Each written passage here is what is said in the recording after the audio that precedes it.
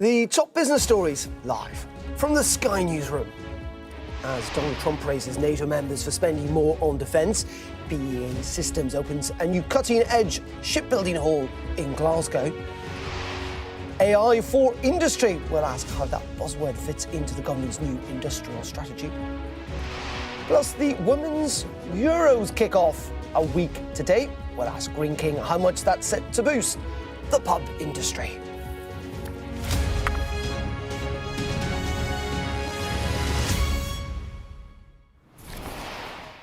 Very good afternoon on this Wednesday, Business Live with me, Darren McCaffrey. Donald Trump has praised NATO leaders after they agreed on a massive hike in defence spending after pressure from the US president.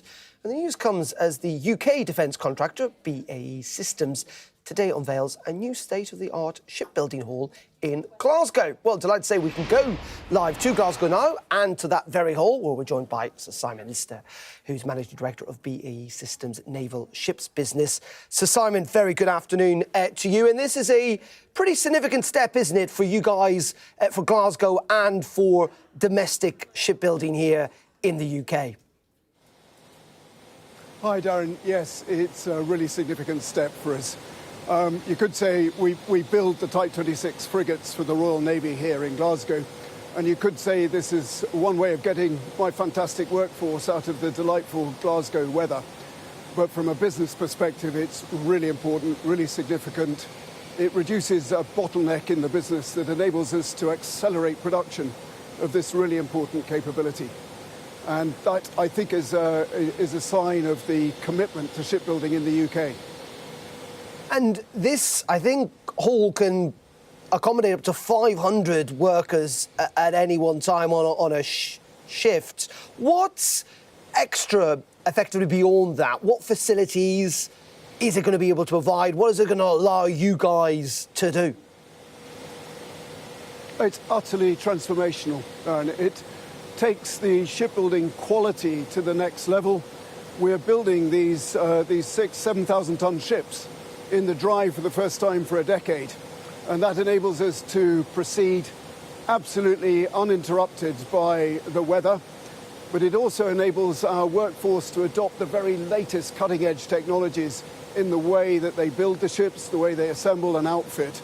It enables us to accelerate the build, and we intend to build our ships more quickly to a higher quality on the back of this investment. And it's a reminder, isn't it, that Glasgow still remains pretty central in this country to shipbuilding, commercial shipbuilding, but obviously to our defence industry too. Yes, that's exactly right. We've got many fourth-generation shipbuilders in the yard working on the team here, and shipbuilding's in the veins of the Glasgow workforce. That's for certain. But what this hall does is take us forward and guarantee, I would say, shipbuilding on the Clyde, on the Upper Clyde in particular, for a good many decades to come. And that's helped by our order book. We were very pleased in the SDR to get confirmation from the government of their commitment to shipbuilding and the Type 26 in particular, the ship we build. And we look forward to attracting further orders if we possibly can. And so, Simon, we've heard the news today, of course, about defence spending at that NATO summit. I assume you think that is welcome news. What difference do you think it will make to your company and indeed to the wider defence industry? Of course, increased expenditure on defence leads to a need in industry to accelerate and deepen their production facilities, and we stand ready to do that. And I think defence industry in the round is ready to do that. You can see that from the increase in production capacity here on the Clyde, but in BAE Systems, for instance, we've opened a new munitions factory in Sheffield, and that's the start of many more expansions of that type, I'm sure, across the sector. I think one word of caution is that we do have to make sure that we have the skills pipeline up and running across all the nations in the United Kingdom to make sure that the workforce is coming forward at the right rate to meet that demand. And just very finally, Sir Simon, and quickly, if you can, the concern, isn't it, that yes, the money may well be there, but how quickly have we got the facilities, the expertise to ramp up actual defence production? I would say yes. I think industry stands ready. We've been looking at this problem for some time. I would say that skills is the biggest risk to our ability to ramp up, but we've just opened, as have many other industries in this sector, an academy specifically for those applied skills that are needed. And I would say that by use of those academies, we'll meet the demand. The commitment to extra defence spending and that certainty about the future budget is vital to enable us to plan and really affect that expansion, Darren. OK, fascinating stuff, and we really appreciate your time this afternoon. That's Sir Simon Lister there from BAE Systems. Thank you. Just going to bring you up to a little bit of breaking news, and that's coming from the Middle East. Sorry, I should not come from the Middle East, come from actually from NATO and The Hague earlier, where we know that our Prime Minister Keir Starmer spoke to President of Turkey, President Erdogan. The leaders were told by this readout from Downing Street discussed the perilous situation in the Middle East as it's described here. The leaders welcomed the ceasefire between Israel and Iran. They also discussed the conflict in Gaza, with both leaders agreeing that there needs to be an urgent acceleration of aid and an end to what they describe as an intolerable situation. And on Ukraine, the Prime Minister thanked President Erdogan for his support to the coalition of the willing and indeed his role in peace talks. They welcomed the strengthening of the military cooperation between the two countries and also talked about trying to make progress on a free trade agreement too. So that's the readout from Downing Street of that meeting between President Erdogan and our Prime Minister at the NATO summit in The Hague. Now, some other breaking news this afternoon, and hundreds of workers could lose their jobs after the manufacturing and chemicals giant Sabic announced the closure of its site in the northeast of England. Let's bring in our economics and data editor, Ed Conway, who has the story. Ed? Yeah, this is a plant in Teesside in the Wilton Business Park, which has been going for quite some time, almost 50 years. And what they do there is they take oil, or they used to take oil, they're kind of trying to make it work for gas, and they turn it into something called ethylene. And ethylene is really important because it's part of the bedrock for how you make polyethylene, which is basically the world's most important plastic. So this is the place where a lot of plastic was being made, and it is being shut down. It's sad news. This place has been under question for quite some time. And essentially Sabic, which is the Saudi Arabian kind of state-owned oil company, or rather the kind of chemicals branch of the Saudi oil giant, they essentially say that it's really hard to make ends meet there, and it comes back to this broader fact that we've reported quite regularly on Sky, which is that it is very hard to make stuff in the UK because energy prices are so high. This, though, is a kind of broader picture. There's a broader story, which is that this site on Teesside used to be one of the world's most important sites for making chemicals. It wasn't just this place. There were all sorts of different other units along the River Tees there, most of which have now shut down, whether it's fertilisers, whether it's making perspex, whether it's making other parts that go into chemicals.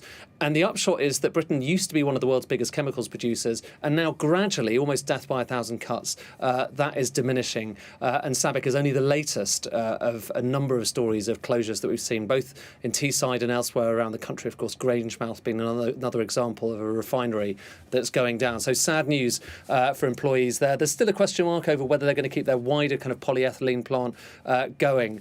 But the broader picture of British deindustrialisation is continuing, even, only a couple of days after that industrial strategy paper was released. So while there are some positive stories, for instance, from BAE, there are also some reasons for concern about UK industry as well. OK, Ed, appreciate that. Ed Conway there with our breaking news on that chemicals firm. Thank you. Now, the publication this week of the government's new industrial strategy was eye-catching policy, was what Ed was talking about there, wasn't he? About cutting green levies, essentially on commercial energy to help lower those costs. However, how will Britain's industry be affected by AI, and what part will it play in the new industrial strategy? We're delighted to say we can speak to Mark Moffat. He's Chief Executive of industrial AI provider IFS, who today announced the acquisition of the Loops, another AI company. A very good afternoon to you, Mark. £150 million, we're told, in 5 transformative AI and technology programmes were announced on Monday. What did you make of it? Well, I think it's a good indication of how the UK government are looking at the industrial sector and the role that it can play in economic revival in this country. And of course, AI has a massive opportunity to be part of that economic renewal, to become the engine room of the industrial revolution that's on top of us. And yeah, the government talk about it being, essentially, or trying to be a kind of AI superpower. We do feel like we're a long way away from that, though, don't we? Given, obviously, the competition from some much bigger countries and, indeed, companies in this sector. Yeah, I think there's some phenomenal innovative companies in the UK. IFS has obviously got a big operation here too. We're very focused on this market, as we are the European markets and more globally as well. And I think right now, in terms of what's happening with the government support for the industrial economy in the UK, there's an opportunity for companies like IFS to play a massive contribution and be able to support that growth and that innovation. The business we've just acquired, the Loops, gives the first agent enterprise grade capability to bring to bear to our customers, to actually create an opportunity for digital workers to be part of frontline operations. So we can bring that capability to our customers and to the UK economy. That helps address some of the skill shortages I heard a previous speaker from BAE talk about, and really helps advance their productivity. So I think it's a perfect conflation of opportunity. In saying that, Mark, one of the other stories we've been talking about this week, and indeed just with Ed Conway there, is the cost of energy in this country. And frankly, obviously, technology does need a lot of energy, particularly service centres and so on. How much of a concern is that of yours, that really does fundamentally need to be addressed? I mean, clearly it's a big issue for sure. The amount of energy demand that these services create is very real. What we're trying to do as an organisation, we're trying to leverage the work that's done by some of the hyperscalers that, of course, are putting massive investment into this to allow us to bring the innovation to our end customers. So the energy intensity that IFS would use in this case is pretty minimal. Equally, there is an opportunity for IFS to be supporting customers, to support UK industry in looking at how to offset the intensity of the energy that are required by those businesses, and to look to other ways to reduce carbon and to be more sustainable. OK, Mark, we really appreciate your time this afternoon. That's Mark Moffat there from IFS. Thank you. And you can get more on the government's industrial strategy and indeed the rest of the money news. All you need to do is scan the QR code that's on your screen right now. That'll take you through to the Sky News app and indeed to the business pages as well. Now, air travel across the Middle East is gradually returning to normal after a tense 12-day conflict between Iran and Israel came to a halt following, of course, that ceasefire. But several Gulf countries, including Qatar, the UAE, Bahrain and Kuwait, have reopened their airspace, while national carriers in the region are resuming their operations. Well, let's get more on this with Matthew Biori, who's Chief Intelligence Officer at the aviation risk intelligence company Osprey Flight Solutions. Very good afternoon to you, Matthew. It has been a pretty troubling week, hasn't it, or so, for lots of airlines, particularly given the fact that there are so many hubs in that part of the world.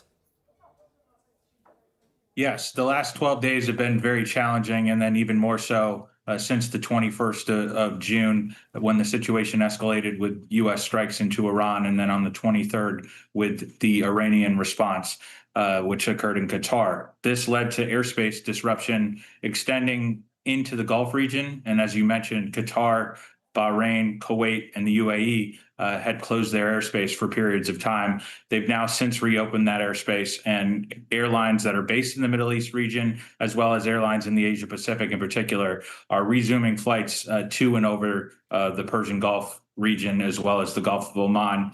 Airspace in Iraq has also reopened today, and that will help take some pressure on the congestion in the region. And Israel is starting to resume regular commercial flights in and out of its airports. Jordan kept its airspace open throughout the majority of the conflict. So we're starting to see things normalize in wake of the ceasefire between Israel and Iran from an operational perspective for aviation. Yeah, but Matthew, obviously, concerns continue. There's still a lot of tension. Things could change quite quickly. And this is really troubling, isn't it, for Qatar, for Dubai, for example, and indeed for other airlines in the region, because they are trying to effectively make this as a global hub for travel. And that uncertainty is not good necessarily for those airlines. Yes, the aviation industry thrives off predictability. And during these periods of conflict, tensions, and instability, it can disrupt their operations at very quick notice, especially in a situation like we saw between the United States and Iran. Qatar, the United Arab Emirates, Bahrain, even portions of Saudi Arabia, for example, are very, very close to Iranian territory. They are just across the Persian Gulf, Strait of Hormuz, Gulf of Oman. We're talking less than 200 kilometers in certain areas. And so when actual conflict zone activity takes place in areas near Doha or Dubai, for example, it can lead to operations having to be stopped with very little notice to airlines. And the impact actually is felt on a global scale because, as you said, these are hubs for aviation. They are not small regional hubs. They are connectors to the global economy, if you will, between East and West now that Dubai and the UAE in particular, but also Doha and Qatar have direct connections across the world. And Matthew, just very finally on this is at a time in which, of course, things are already pretty difficult for airlines, particularly here in Europe, that want to go east because largely Ukrainian and Russian airspace has been closed. And that's meant that flights have had to find different routes to try and get to different parts of the world. It's not easy stuff at the moment. Correct. So since February of 2022, when Russia invaded Ukraine, the reciprocal sanctions, if you will, that led to Russia blocking U.S., North American, as well as European air carriers from using Russian airspace has already meant that airlines needed to fly over countries like Iran or Iraq or across Saudi Arabia and down through the Persian Gulf in order to access routes in India or in Singapore or in other parts of China. And flight routes were already being extended in duration because of that lack of airspace. When you start to remove access to Iranian airspace or Iraqi airspace, and even the airspace over the Persian Gulf and the Gulf of Oman, airlines are having to fly further north over the Central Asian regions and then down through Pakistan and India, or they're having to fly further south, deeper into Egypt, deeper into Saudi Arabia, and across Oman and the Indian Ocean. And what this means is hour to 2 hour additions, which is tens of thousands of dollars per flight hour, both ways that an airline is facing due to operational costs. You also tie in the fact that a Middle East conflict and a conflict related to Russia can have impacts on oil prices, and you're adding fuel costs. So airlines are having a complex situation they need to navigate. The best way that they can manage this type of disruption to their operations is to have predictive and forward-looking intelligence. OK, Matthew, really appreciate your insights this afternoon from Osprey Flight Solutions. Thank you very much indeed. Just a little bit more breaking news. This is coming via the Wall Street Journal, and it is suggesting that Shell are in early talks to acquire the rival BP. Of course, two massive oil companies. The deal for BP, we're told, could be worth roughly $80 billion. It would be the largest oil deal in a generation. There's been lots of talk, haven't there, about of course, particularly BP in recent times. But Wall Street Journal saying that they have heard that Shell are in early talks to acquire the rival. Would be a pretty big deal, wouldn't it? As I say, it could be worth up to $80 billion for BP. And we'll have more on that as we sift through the information that's coming in. But as I say, the Wall Street Journal reporting that Shell are in talks to buy their big rival, BP. OK, you're watching Business Live here on Sky News. Coming up in just a couple of minutes, we'll be looking at how pubs are preparing for what's said to be a record-breaking summer for women's sports. Stay tuned.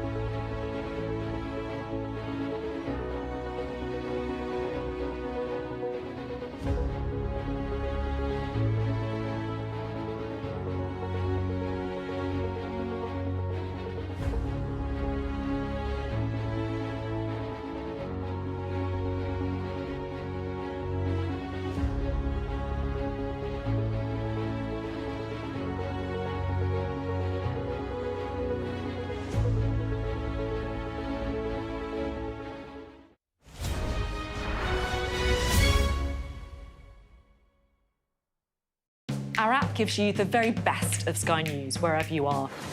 Breaking news, videos and analysis. Evidence of the crisis. Podcasts, watching us live. Live here from Washington. Wherever you get your podcast. All in one place. And all at just the touch of a screen.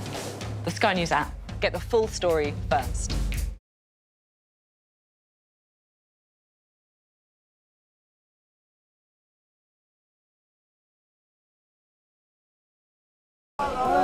Turkey is burying its dead.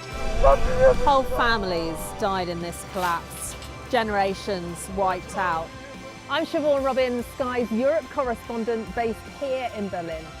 This is just a small sample of the deadly arsenal taken off the streets. Anyone could say, I'll do that, and then have to go and shoot someone. Yes. Sky News, get the full story first.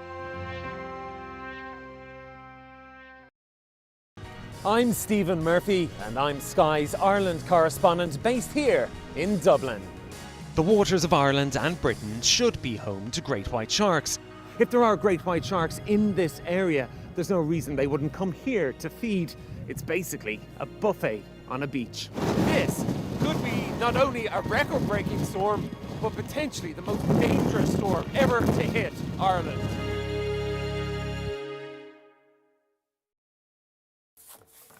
Now, the Women's Euros are set to kick off a week today as fans prepare for what looks to be a record-breaking summer for women's football. So how much will the tournament draw viewers to the good old British pub? Well, let's speak to Michelle West, head of sport at Green King Pubs. Michelle, very good afternoon to you. Bumper summer ahead. It all kicks off literally next week.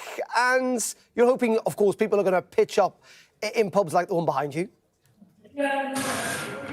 Yeah, so we're super excited about the summer. Obviously, it's a massive opportunity for us, but more importantly, it's a massive opportunity for women's sport. We know that people want to come into our pubs and want to watch the game, so it's really important that we get behind it, and not just Green King, but the whole industry get behind it and really give people an opportunity to come out and support the women across the summer.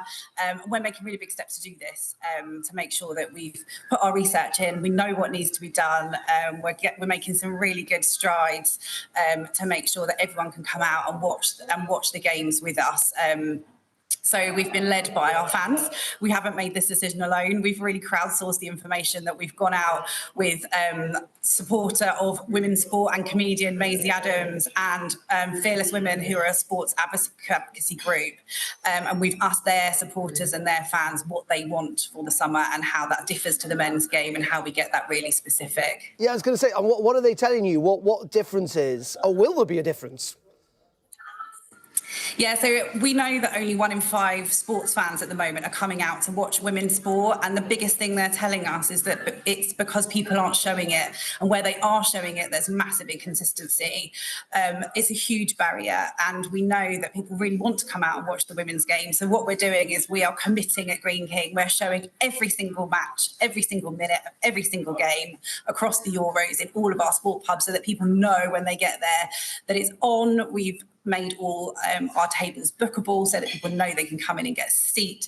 We've developed designated fan zones, and we've got some really exciting stuff coming up to really help build that atmosphere so that it's equivalent to what you would see in the men's game. We're decking out our pubs, we're making sure that we're going all out, and in the next week you'll start to see some really exciting stuff, which we're partnering with Maisie and some really fun things coming up with some terrace anthems and some exciting new things that you'll see across the next couple of weeks. Just very briefly, Michelle, because we're very, very tight on time, is effectively, do more women watch women's sports in the pub, if you like? Are you expecting kind of a different crowd to turn up than you would, let's say, during the men's Euros? People assume that it's going to be a different client. I think we are really confident that so many more people want to come out and watch the women's game than ever before. So we're really hopeful that it's going to be everyone coming to the pubs, everyone enjoying the sport, much more in terms of what we see throughout all of our pubs is that people want to come out and feel safe. So that's another really important thing that we're looking at in the Well, good luck with it all, Michelle. Cheers to that. Michelle West there from Green King Pubs. Thank you very much indeed. Thank you. Thank you. OK, that's it from me today. And indeed for this week, I'm taking a couple of days off. Paul Kelso is here tomorrow from 11:30. I'll see you next week. Mark Austin up next. Goodbye.